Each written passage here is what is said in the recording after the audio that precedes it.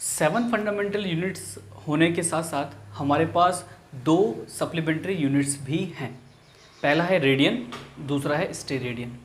देखो 7 fundamental units कौन कौन सी हैं। पहली हमारे पास है length, mass, time, electric current, temperature, amount of substance and luminous intensity. ये तो हैं फंडामेंटल यूनिट्स। लेकिन इसके कंपैरिजन में 2 सप्लीमेंट्री यूनिट्स भी है जो हम एंगल्स पे यूज़ करते हैं। पहली है रेडियन। देखो रेडियन कब होती है, रेडियन कब बनता है, और रेडियन जो बनता है वो बनता है प्लेन एंगल में। मतलब जो 2D फिगर्स होंगी वहाँ पर बनेगा रेडियन। ठीक। अब रेडियन की डेफिनेशन क्या है, angle subtended at the centre by an arc of length 1 unit in a unit circle is said to have measure of 1 radian. Simple सा मतलब कि जब मैं एक सर्कल ड्रॉ करता हूँ 1 यूनिट की रेडियस का, और 1 यूनिट की रेडियस का सर्कल लेने के बाद 1 यूनिट की ही मैं आर्क लगाता हूँ यहाँ से, इसके सेंटर से, तो ये हो गया इसका लेंथ ऑफ आर्क 1 यूनिट, और ये हो गई इसकी रेडियस 1 यूनिट। जब मैं लेंथ ऑफ आर्क को आर से डिवाइड करूँगा, यानी लेंथ ऑफ आर्क को मैं रेडियस से डिवाइड करूँगा, उस टाइम पर जो यहाँ पे एंगल बनेगा इसे हम कहते हैं 1 रेडियन। तो ये होता है 1 रेडियन।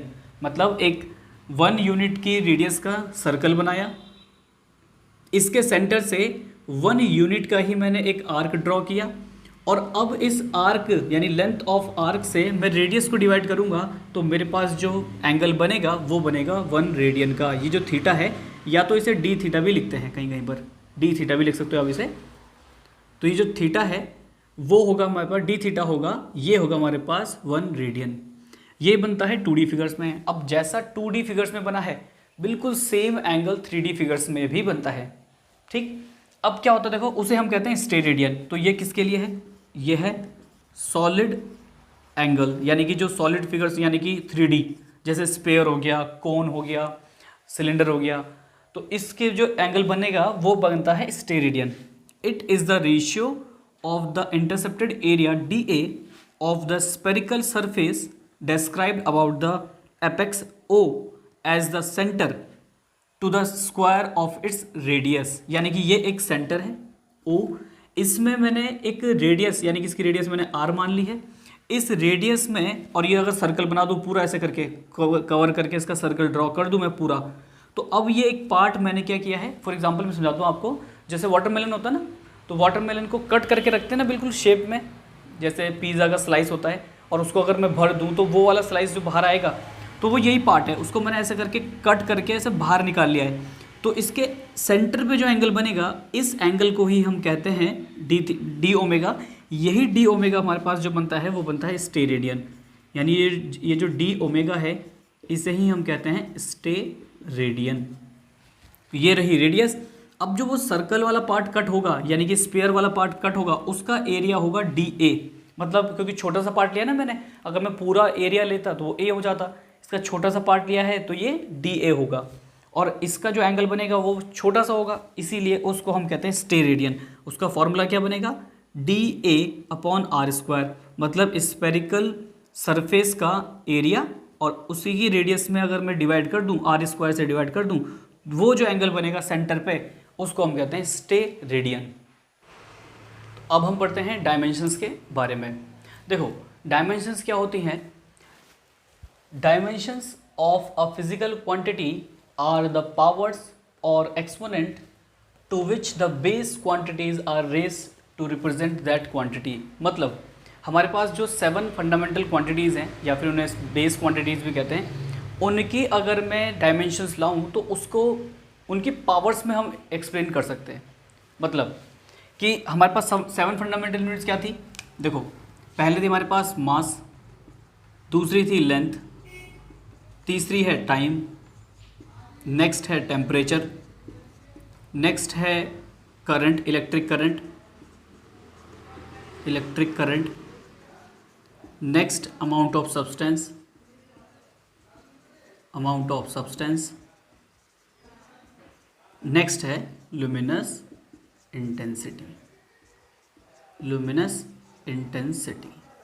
ठीक, अब देखो देखो मास को यहाँ रिप्रेजेंट करते हैं कैपिटल M से, और इसमें एक स्क्वायर ब्रैकेट लगाते हैं हम बाय यूजिंग स्क्वायर ब्रैकेट्स। ठीक है, लेंथ को रिप्रेजेंट करते हैं L से, टाइम को रिप्रेजेंट करेंगे T से, टेम्परेचर को K से, इलेक्ट्रिक करंट को A से, और बाकी ये दो चीज़ें आपके पास यूज़ नहीं होंगी।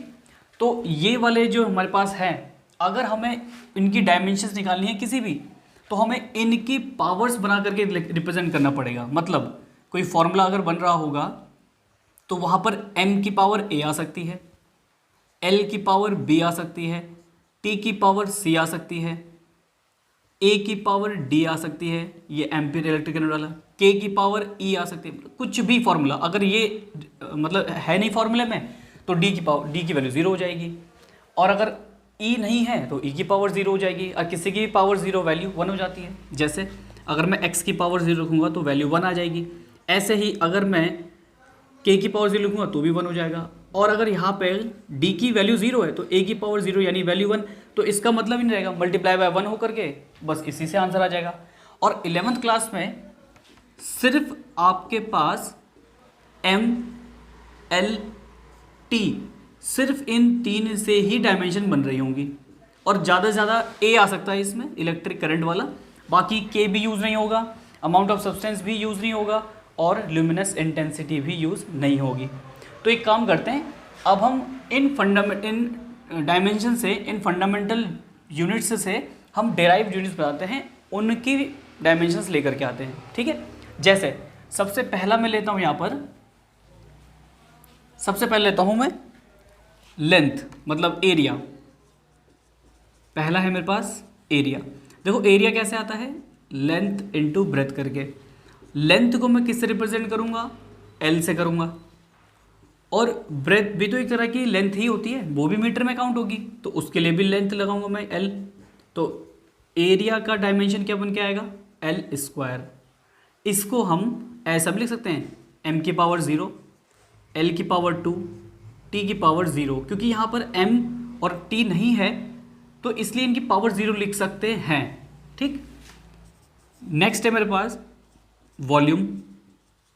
वॉल्यूम का क्या होता है, देखो अगर लेंथ ब्रेथ के साथ मैं हाइट को भी मल्टीप्लाई कर दूं तो वो मेरा क्या बन के आएगा, वॉल्यूम बन करके आएगा। ठीक, जैसे वॉल्यूम ऑफ क्यूबॉइड क्या होता है, length into breadth into height, तो ऐसे ही यहाँ पे इसका वॉल्यूम कैसे आएगा, L into B into H. तो L के लिए फिर से डायमेंशन L आएगी, ब्रेथ भी एक तरह की लेंथ ही होती है, इसके लिए भी L आएगा, और हाइट भी एक मीटर में काउंट होती है तो उसके लिए भी L आएगा। तो यहाँ पर इसकी डायमेंशन बन के आएगी L की पावर 3। अच्छा, नेक्स्ट मेरे पास वेलोसिटी। वेलोसिटी, अब डायमेंशंस लाने में सबसे मेन रोल होता है फॉर्मूले का। अगर आपको फॉर्मूला याद है, क्योंकि वेलोसिटी क्लास 9th में भी आती है और क्लास 10th में तो इसका ज़्यादा नहीं, बट क्लास 9th में ज़्यादा है, तो वेलोसिटी, आपको वेलोसिटी का फॉर्मूला पता होना चाहिए, वेलोसिटी की डेफिनेशन की, वेलोसिटी का फॉर्मूला बनता कैसे है। ठीक, तो वेलोसिटी इक्वल टू होता है displacement upon time, displacement upon time. अब मुझे एक बात बताओ, डिस्प्लेसमेंट भी तो एक तरह की डिस्टेंस ही है, ऑब्जेक्ट डिस्प्लेस हो रहा है, अपनी जगह से जा रहा है, तो इसका मतलब वो लेंथ कवर कर रहा होगा, तो डिस्प्लेसमेंट की डायमेंशन क्या हो जाएगी, L, और टाइम की डायमेंशन हो जाएगी T। अब ये T नीचे है, मतलब अपॉन में है, तो इसकी पावर जब आप ऊपर लेके जाओगे, क्योंकि यहाँ पे पावर 1 होगी, बेस में ना यहाँ पे पावर 1 होती है, कुछ नहीं है तो पावर 1 होगी, और ये पावर जब ऊपर जाएगी तो ये -1 हो जाएगी, यानी कि L T -1, तो ये इसकी डायमेंशन आएगी। वेलोसिटी की डायमेंशन क्या आ गई, L T -1। इनको किसी भी फॉर्मूले को आपको रटने की ज़रूरत नहीं है। अगर आपको फॉर्मूला पता है कि फॉर्मूला क्या है इसका, तो उसकी डायमेंशन आराम से आ सकती है, कोई भी फॉर्मूला रटने की ज़रूरत नहीं है आपको। क्वेश्चन नंबर इसका 4th वाला देखते हैं हम। वेलोसिटी के बाद में लिख लेता हूँ एक्सेलरेशन। ठीक है, एक्सेलरेशन लिख लेता हूँ मैं। एक्सेलरेशन का फॉर्मूला क्या होता है, change in velocity upon change in time. तो मैं इससे डायरेक्ट लिख देता हूँ dv अपॉन dt।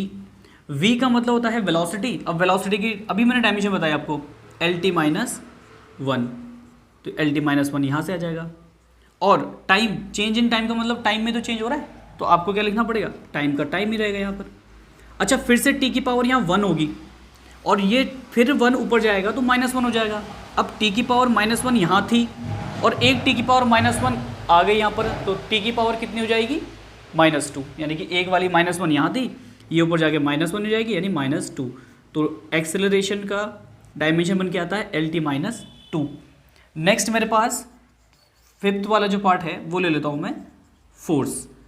ये होता है mass into acceleration, F equal to होता है mass into acceleration.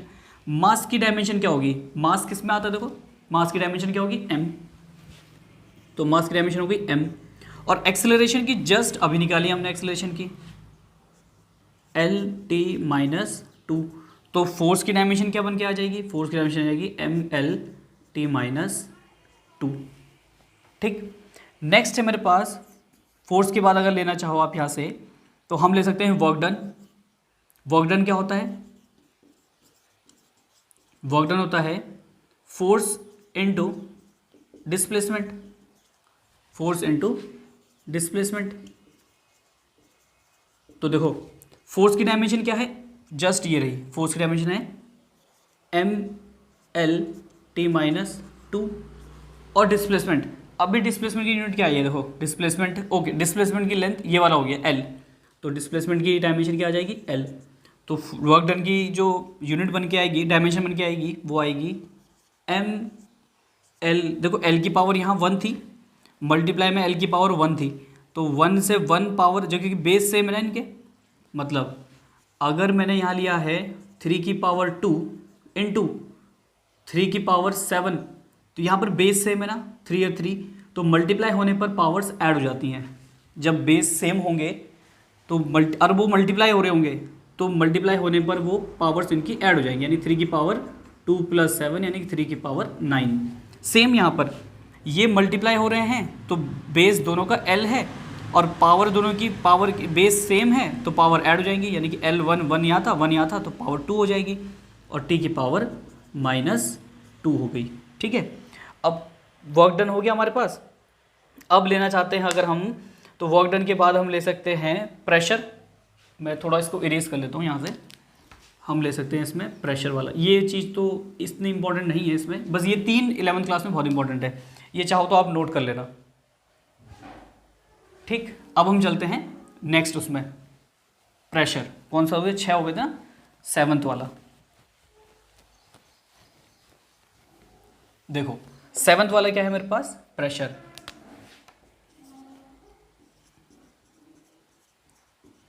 Pressure equal to होता है फोर्स अपॉन एरिया। मतलब प्रेशर इक्वल टू क्या होता है, फोर्स अपॉन एरिया। एरिया जितना ज़्यादा प्रेशर उतना कम, और एरिया जितना कम प्रेशर उतना ज़्यादा, इन्वर्स रिलेशन होता है। ठीक है, ये भी 9th क्लास में पढ़ा होगा। फोर्स की डायमेंशन जस्ट मैंने यहाँ पे अभी निकाली थी, फोर्स कैसे आएगा, अब देखो फिर से वही है। अगर आपने रटी होगी डायमेंशन तो आपको याद होंगी नहीं, वो समझी होंगी अगर आपने कॉन्सेप्ट से, तो फिर से समझ में आ जाएगी। फोर्स की डायमेंशन अगर आपको निकालनी है तो फोर्स इक्वल था मास इनटू एक्सेलरेशन। मास की डायमेंशन हो गई m और एक्सेलरेशन की क्या होती है LT-2, तो फोर्स की डायमेंशन क्या आ गई MLT-2, तो यहाँ पर आ जाएगा MLT-2। और एरिया, एरिया क्या होता है लेंथ इनटू ब्रेथ, यानी कि L इंटू L यानी कि L²। तो एरिया की डायमेंशन क्या आ जाएगी L²। अब देखो ये L² है, यहाँ L है और इसकी पावर यहाँ 1 है, तो ये पावर ऊपर जाके -2 हो जाएगी। और सॉल्व जब पूरा करेंगे इसे हम, तो ये आ जाएगा मेरे पास, इसको मैं यहीं लिख देता हूँ, चलो यहीं लिख देता हूँ, तो ये आ जाएगा मेरे पास ML-1 T-2। तो ये आ गई है प्रेशर की डायमेंशन। नेक्स्ट है मेरे पास 7th था ये। नेक्स्ट है मेरे पास 8th। आप चाहो तो यहाँ पर ले सकते हैं हम प्रेशर के बाद कौन सी यूनिट लें, वेलोसिटी हो गई है, ये हो गया मेरे पास, प्रेशर हो गया। एक लेना चाहते हो अगर आप, मैं रेजिस्टेंस की डायमेंशन निकाल के बता सकता हूँ। रेजिस्टेंस की डायमेंशन क्या होती है, अच्छा ओम्स लॉ से, by Ohm's law 10th class में है, V इक्वल टू क्या होता है IR। अब वोल्टेज अगर आपको लानी है, क्योंकि ये वोल्टेज होता है V इक्वल टू IR, तो V इक्वल टू कैसे आता है, W इक्वल टू होता है V अपॉन, यानी कि V इक्वल टू होता है वोल्टेज को अगर निकालना चाहें V इक्वल टू होता है W अपॉन Q, क्योंकि वोल्टेज क्या आता है, work done upon electric charge. अब इलेक्ट्रिक चार्ज की डायमेंशन अगर आपको निकालनी है तो पहले आपको करंट की डायमेंशन पता होनी चाहिए। करंट का पता होना चाहिए, जो करंट होती है I वो होता है कितने सेकंड्स में कितने चार्जेस फ्लो करें, मतलब पर सेकंड में कितने चार्ज फ्लो कर रहे हैं, वो होती है इलेक्ट्रिक करंट। अब यहाँ से Q की डायमेंशन लानी है मुझे, तो Q इक्वल टू हो जाएगा ये T यहाँ मल्टीप्लाई हो जाएगा I इंटू टी। और अभी मैंने आपको इलेक्ट्रिक करंट की डायमेंशन बताई थी A, क्योंकि इसका जो यूनिट होती है ना एम्पियर, उसी से इसकी डायमेंशन आती है A। तो Q की डायमेंशन क्या आएगी यहाँ से A, और T की क्या हो जाती है, टाइम है वो, तो इसकी आ जाएगी T, तो इसकी डायमेंशन आएगी AT। ये आप चाहो तो याद रख सकते हो, इलेक्ट्रिक चार्ज जो होता है उसकी डायमेंशन होती है AT। और अब AT की वैल्यू यहाँ रख सकते हो आप। और W की डायमेंशन क्या होती है, W होता है वर्क डन, और वर्क डन कैसे आता है, फोर्स इनटू डिस्प्लेसमेंट। फोर्स की डायमेंशन ये रही mLT-2, और S मतलब डिस्प्लेसमेंट यानी L, तो डायमेंशन आती है mL2T-2। तो वर्क डन की डायमेंशन क्या आएगी, mL2T-2। और Q की डायमेंशन क्या आएगी, Q की डायमेंशन आएगी AT। अब इसको सॉल्व करेंगे तो V की डायमेंशन निकल जाएगी। V की डायमेंशन क्या आएगी यहाँ से हमारे पास, mL2, ये T की पावर 1 थी, ऊपर जाके -1, -2 ऑलरेडी थी तो -3 हो जाएगी, ये हो जाएगा T की पावर -3। A की पावर यहाँ +1 है तो ये ऊपर जा करके -1 हो जाएगी, तो यहाँ से हो जाएगा A-1। तो ये आई है मेरे पास अभी तक सिर्फ V की डायमेंशन। अब मुझे R की डायमेंशन चाहिए बाय ओम्स लॉ, हमें रेजिस्टेंस पता है, तो R की वैल्यू क्या आएगी, V अपॉन I। अब बताओ V की डायमेंशन क्या आई, V की डायमेंशन आई मेरे पास mL2T-3A-1, और I है इलेक्ट्रिक करंट। इलेक्ट्रिक करंट की मैंने अभी बताया था आपको, इलेक्ट्रिक करंट है I की होती है डायमेंशन A, यहाँ से आ जाएगा A। अब ये A की पावर 1 है +1, ये ऊपर जाकर -1 हो जाएगी, तो फाइनली जो रेजिस्टेंस की डायमेंशन आएगी वो आएगी mL2T-3A-2। अब मुझे बताओ, अगर ये चीज़ आपने रटी होती तो इसका आंसर रटने से अच्छा है इसका आंसर आपको समझ जाओ, कॉन्सेप्ट समझो, क्योंकि फिजिक्स में मेन है कॉन्सेप्ट। अगर आपके कॉन्सेप्ट क्लियर हैं तो आप कहीं पे भी डायमेंशन में मार नहीं खाओगे। और कॉन्सेप्ट से बढ़िया है आपके पहले फॉर्मूले थोड़े आपको याद होने चाहिए। डायमेंशन का वो वेलोसिटी का क्या होता है, फोर्स का फॉर्मूला क्या होता है, और एक्सेलरेशन का फॉर्मूला क्या होता है, और वर्क डन का फॉर्मूला क्या होता है, प्रेशर का फॉर्मूला क्या होता है, उसी से आपकी डायमेंशन सारी बन जाएंगी। एक भी डायमेंशन आपको रटने की जरूरत नहीं है। ये जो इतना लेंदी मैं लेके आया हूँ ये समझाने के लिए, अदरवाइज इसका आंसर I की वैल्यू यहाँ लाने के बाद Q की वैल्यू डायरेक्ट आ जाती है AT। तो अब मैं आपको फिर से बताता हूँ, अगर आपको रेजिस्टेंस की यूनिट लानी है तो हमें पता है ओम्स लॉ से V equal to IR, R की वैल्यू हो जाएगी V अपॉन I। पहला काम है हमारा V निकालना। V की वैल्यू होती है W अपॉन Q। W मतलब जो वोल्टेज होती है वो पर चार्ज को लाने में या ले जाने में जो वर्क डन करना होता है उसी को हम कहते हैं वोल्टेज। तो ये हो गया W अपॉन Q। अब W क्या है, वर्क डन। वर्क डन की डायमेंशन कैसे आएगी, फोर्स इनटू डिस्प्लेसमेंट करके। तो फोर्स की डायमेंशन ये थी, डिस्प्लेसमेंट डायमेंशन ये थी, ये डायमेंशन आ गई, तो मैंने यहाँ रख दिया W की डायमेंशन। Q की डायमेंशन कैसे आएगी, Q होता है I होता है इलेक्ट्रिक करंट, और इलेक्ट्रिक करंट क्या होती है कि पर सेकंड में कितने चार्जेस फ्लो कर रहे हैं किसी इलेक्ट्रिक सर्किट में। तो अब यहाँ पे हो गया Q की डायमेंशन निकालनी है तो I की मल्टीप्लाई T के साथ कर देंगे, IT। I है इलेक्ट्रिक करंट, उसकी डायमेंशन A होती है, T होता है टाइम, टाइम की डायमेंशन T होती है, तो Q की डायमेंशन आ गई AT। और अब मैंने इसकी डायमेंशन यहाँ रखी है, सॉल्व किया तो मुझे V की डायमेंशन मिल गई, यानी वोल्टेज की डायमेंशन मिल गई, और वोल्टेज की डायमेंशन को मैंने यहाँ रखा तो मेरे पास वोल्टेज अपॉन I करके इसको सॉल्व किया तो मुझे रेजिस्टेंस की डायमेंशन मिल गई। तो ऐसे करके आप डायमेंशन ला सकते हो, और सबसे बेस्ट तरीका यही है कि आपको फॉर्मूले याद हों और उसी के कॉन्सेप्ट को यूज़ करके आप किसी की भी डायमेंशन निकाल सकते हैं। मुझे अभी और इसके याद नहीं, आगे मैं आपको कि जो जो डायमेंशन आपके क्लास 11 में इंपॉर्टेंट है वो डायमेंशन मैं आपको बताता हूँ, कैसे उसे लाना है वो तरीका भी बताता हूँ। अब हम नेक्स्ट देखते हैं लीनियर मोमेंटम। ठीक, तो नेक्स्ट हमारे पास ये रहेगा हमारा 9th आई थिंक पॉइंट रहेगा, 9th वाला। हम निकालेंगे मोमेंटम की डायमेंशन, मोमेंटम। ठीक है, मोमेंटम इक्वल टू क्या होता है, मास इनटू वेलोसिटी। अब देखो मोमेंटम को रिप्रेजेंट करते हैं P से, मास इनटू वेलोसिटी, ये इसका फॉर्मूला है। इसके फॉर्मूले से ही इसकी डायमेंशन बन के आएगी। देखो मास का मतलब हो गया इसकी डायमेंशन क्या होगी, मास की डायमेंशन क्या होगी m, और वेलोसिटी की डायमेंशन क्या आती है डिस्प्लेसमेंट अपॉन टाइम, यानी कि L T minus one, L T minus one. तो इसकी जो डायमेंशन आती है वो आएगी M L T minus one, ये इसकी डायमेंशन आ गई।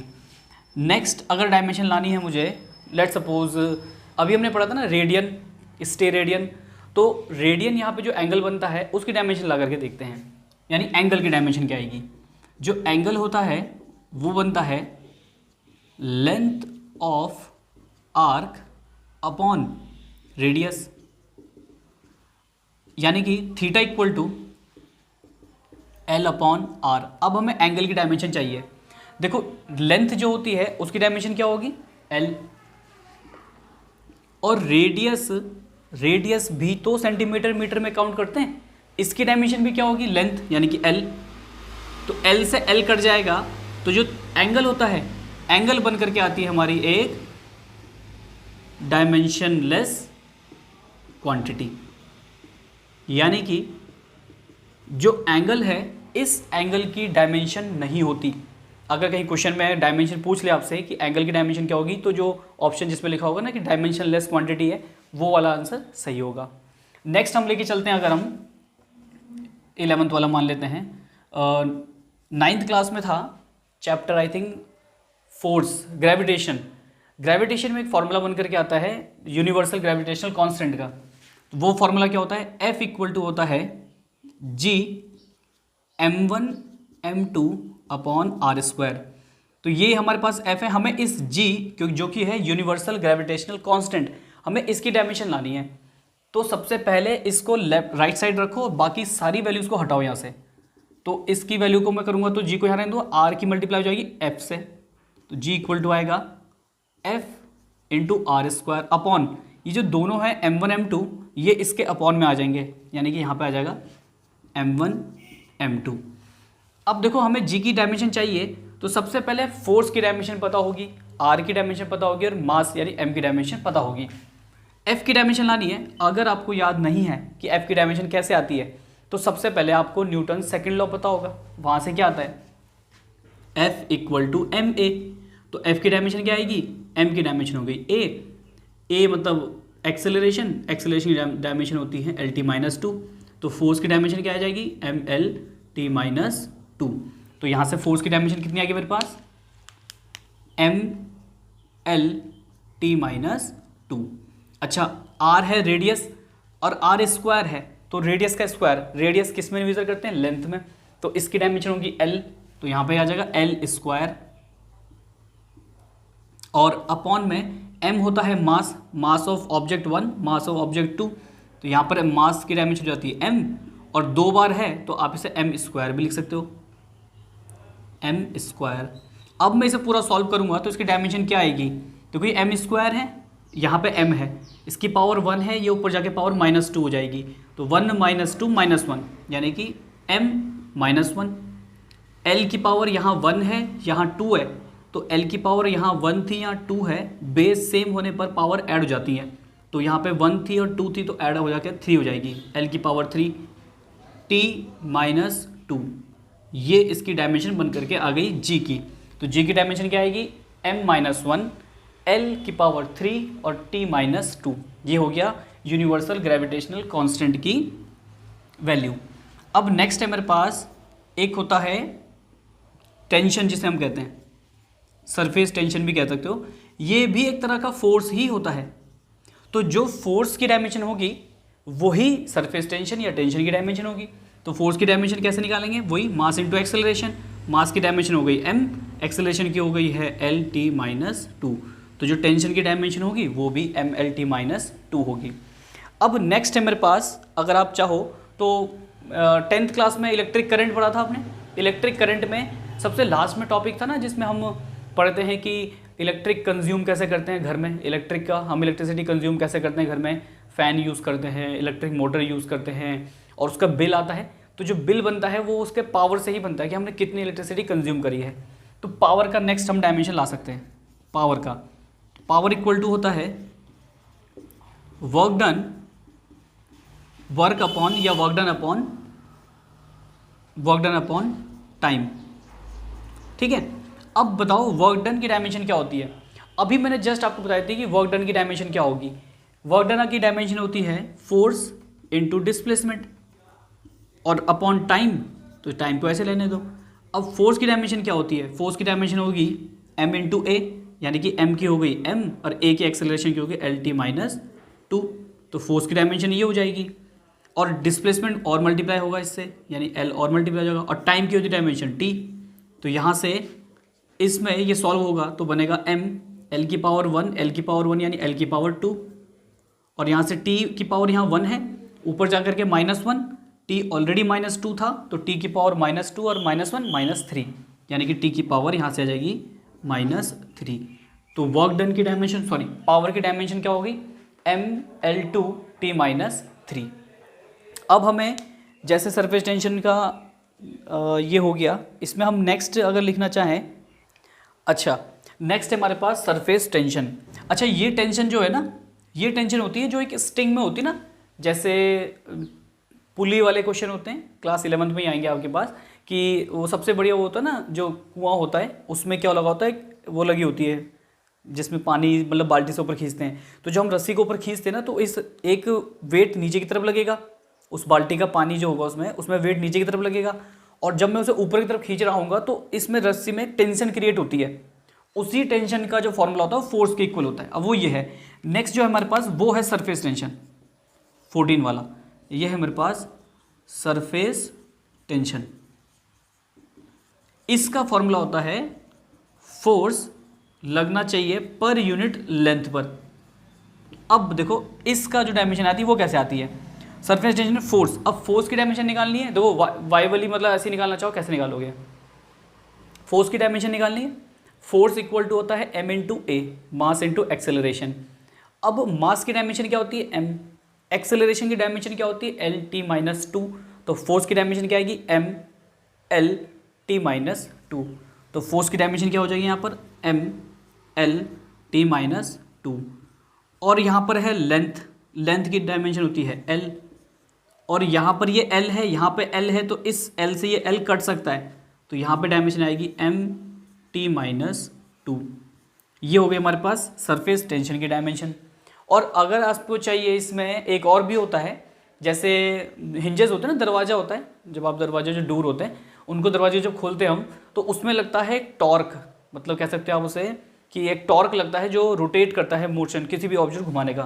तो टॉर्क भी आपके पास है ही, क्लास 11th में ही है, इसे हम कहते हैं, ये टॉर्क की स्पेलिंग ये होती है टॉर्क, ये होता है फोर्स इनटू परपेंडिकुलर डिस्टेंस, ठीक है। अब देखो फोर्स की डायमेंशन क्या होती है, फोर्स की डायमेंशन होती है MLT -2, और डिस्टेंस की डायमेंशन L होगी, तो यहाँ से इसकी डायमेंशन क्या निकल के आएगी M, यहाँ पे L है, यहाँ भी L है, पावर 1 1 पावर हो जाएगी 2, तो हो जाएगी ML2T -2। ये सारी क्वांटिटीज़, ये जो लिखाई हुई है आपको, ये सारी क्वांटिटीज़ इंपॉर्टेंट हैं। और अगर कुछ आपको इंपॉर्टेंट अगर और लगती हैं इसमें से कि हमें और इससे ज़्यादा अच्छी मतलब और डायमेंशन हमें पढ़नी है, तो आप मुझे कमेंट बॉक्स में लिख देना कि मुझे इनकी डायमेंशन हमें और बता दीजिए, क्योंकि आपके स्कूल में अलग अलग उससे पूछ सकते हैं ना, अलग अलग स्कूल में कोई अलग अलग डायमेंशन पूछ सकता है, तो आपको जो लगता है कि जिसकी डायमेंशन आपको पूछनी है वो आप कमेंट बॉक्स में लिख देना, मैं उसकी डायमेंशन या तो वीडियो बना दूंगा नेक्स्ट अलग सेपरेट से कि इंपॉर्टेंट क्वेश्चंस या important dimensions for various schools examinations, वहाँ के लिए मैं बना सकता हूँ वीडियो।